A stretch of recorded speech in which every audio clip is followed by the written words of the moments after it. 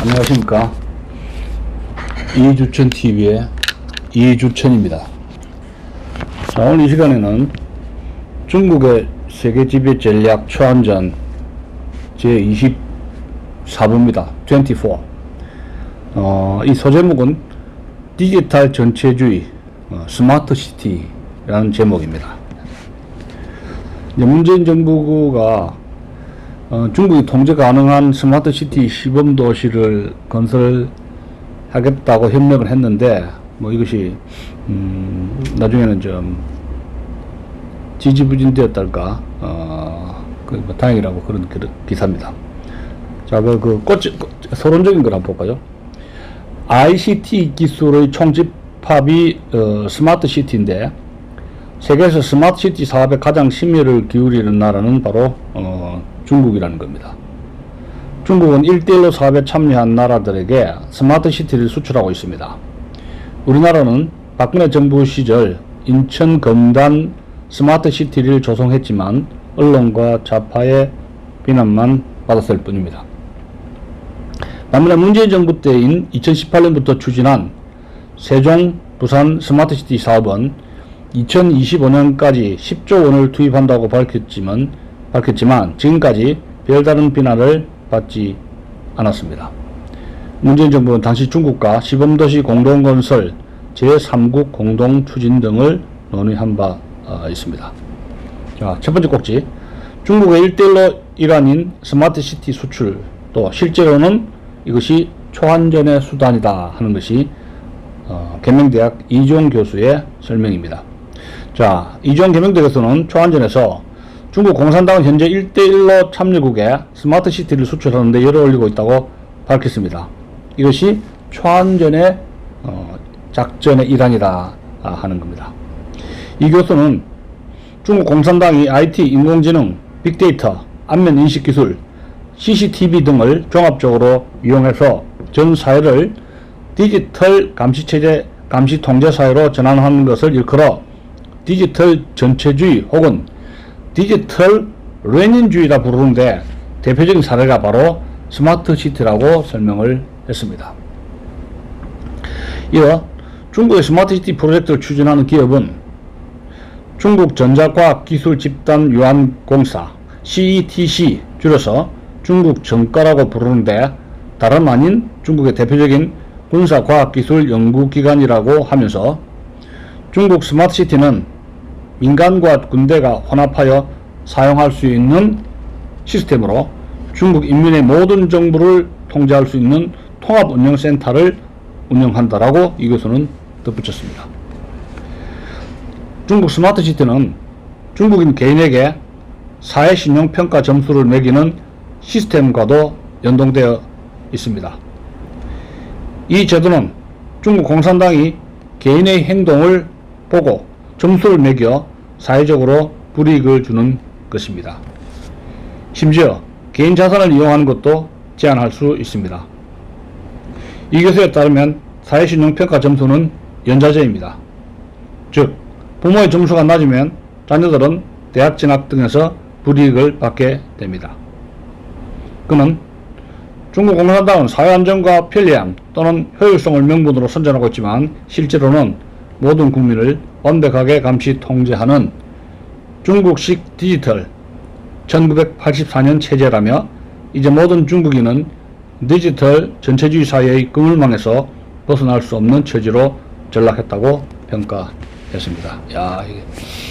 중국 전체가, 중국 인민 전체가 중국 공산당의 디지털로 올가매면서 1984년 체제로 중국 전체주의 시스템으로 그물망에 올가매에 걸려있다, 이런 것을 설명하고 있습니다. 두 번째 꼭지입니다. 동남아, 아프리카, 중앙아시아, 호주, 유럽 등 중국산 스마트 시티를 받아들였다는 겁니다.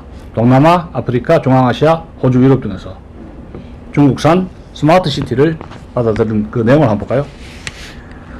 중국은 스마트 시티 프로그램에 1대1로에 참여한 나라들에 수출하고 있다고 이 교수는 전했는데, 그 대상은 아까도 얘기했지만 동남아시아, 아프리카, 중앙아시아, 호주, 유럽 등입니다. 전 세계가 거의 70%가 받아들였다고 볼 수 있죠. 그는 물론 외국에 건설하는 스마트 시티에도 백도어가 있고, 지난 시간 백도어 이야기했죠. 여기서 수집하는 정보는 중국 공산당과 인민해방군의 중앙통제 시스템으로 전송된다고 하면서 중국이 외국의 스마트 시티와 같은 프로그램을 성공적으로 이식할 경우 초안전에 중대한 일보를 내딛는 성과를 거두는 것이라고 설명을 덧붙였습니다. 중국식 스마트 시티는 사회 전반을 통제하는 만큼 현지 정부와 국민 정보를 취득하는 것은 물론 현지 사회의 일상을 통제할 수 있기 때문입니다. 이런 스마트 시티가 외국에 뿌리를 내리면 중국이 원할 때 그 나라 국민의 일상에 치명적인 영향을 줄 수 있는 것은 물론 교란, 파괴 공작까지 가능하기 때문입니다. 이 교수는 한국도 예외가 아니다 라고 지적했습니다. 그는 오늘날 다수의 지방자치단체가 각종 교류와 우호협력, 친선과 공동발전 등의 명분으로 중국식 스마트시티를 도입하거나 추진하거나 모색하고 있다고 하면서 대한민국 국민의 세금으로 중국 공산당의 1984식 디지털 전체주의 프로젝트를 직간접으로 지원하는 셈이라고 지적을 했습니다. 실제로 문재인 정부 시절 우리나라는 중국과 스마트시티 사업에서 협력할 것이라고 밝힌 바가 있습니다. 자, 그 다음에 세 번째 꼭지입니다. 문재인 정부 당시 국토부 한중 간 스마트시티 협력 양해각서 체결, 중국과 협력하겠다. 그 내용입니다. 자, 세 번째 꼭지 볼까요? 문재인 정부는 2018년 1월 세종시 5-1 생활권과 부산 에코델타 시티를 스마트시티 시범사업지로 선정한 바 있습니다. 2017년 11월 중국 대형 물류기업들이 부산 에코델타 시티에 800억 원대 투자를 추진하기로 한 지 2달 만이었습니다. 당시 연합뉴스 보도에 따르면 부산시는 K-워러 수자원공사와 공동으로 중국 장수성 시저우시에서 투자 유치 설명회를 열어 중국 물류기업 웬성 물류그룹, 산동 물류그룹 유한공사, 중산 중지 동시에 물류공사, 허베이 신우 안강철 그룹 유한공사 등과 투자 의향서를 체결했습니다. 중국 물류기업이 투자하기로 한 금액은 833억 원이었습니다. 2018년 4월 문재인 정부는 정재승 카이스트 교수와 전재원 엑센트리 대표를 스마트시티 사업의 마스터 플래너 MP 프로젝트 최고 책임자로 임명했습니다. 이후 전 대표는 학력 위조 사건으로 사임했고, 정 교수의 경우 중국에서 스마트시티 500개를 개발했다는 경력은 허위라는 TV조선 보도가 나와 논란이 일기도 했습니다. 아무튼 같은 해 8월 국토교통부는 김현미 당시 장관이 중국에서 열린 2018년 국제 스마트시티 엑스포에 참석했다며 스마트시티 분야에서 중국과 협력할 것이라고 밝혔습니다.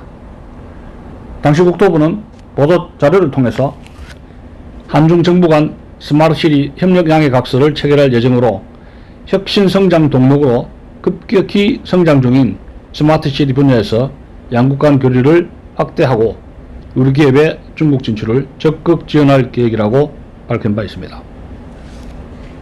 국토부에 이어서 양국 간 협력은 2015년부터 민간에서 공공, 정부로 순차 확대 중으로 이번 양해각서 체결이 정부 차원으로 협력 네트워크를 확대하는 계기라는 점에서 의미가 크다라고 말하면서 이를 기반으로 한중 양국은 시범도시 건설, 공동건설 및 제3국 공동진출 등을 추진하고 정책 교류와 민간기업 지원을 위한 다양한 방안들을 함께 모색할 계획이라고 덧붙였습니다. 2020년 10월에는 문재인 대통령이 인천 송도 스마트시티 통합운영센터를 찾아가서 스마트시티는 미래 성장 동력으로 선택 없다 라고 말하면서 정부는 2025년까지 스마트시티 사업에 10조 원을 투자하고 15만 개 이상의 일자리를 만들겠다고 밝혔습니다. 이를 두고 국내에서는 문재인 정부가 스마트시티 사업에서 중국 측과 더욱 깊이 협력할 것이라는 전망이 많았던 겁니다. 자, 마지막에 마지막 꼭지입니다. 문정부에서 추진한 스마트시티 사업 지지부진 중국식이 아니라 다행이다 하는 그 결론 부분입니다.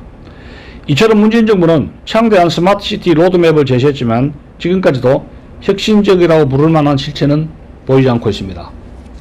2021년 6월 전자신문은 스마트시티 정책 발표 당시에는 올해부터 주민 입주가 시작될 예정이었지만 지난 4년 내내 계획을 계속 수정하면서 실제 입주는 빨라도 2024년은 돼야 할 것이라고 보도한 바 있습니다. 신문은 이어서 사업 모델도 모호하고 혁신성 부여에도 한계가 있다고 지적했습니다. 민간 분야 투자를 끌어내야 하는데 중국식 스마트시티 모델이 인기가 있을 리가 만무했습니다.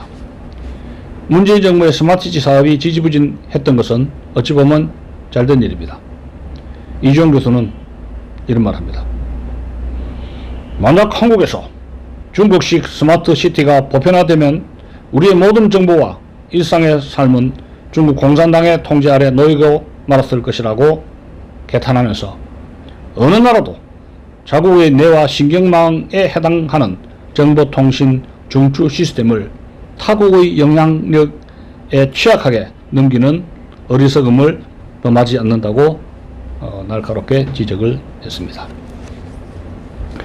결국은 중국 정부가 문재인 정부와 더불어 세종시와 부산시에 스마트시티 모범도시의 건설을 하려고 쿵짝쿵짝 했는데 그것이 대단히 지지부진해서 다행이다 하는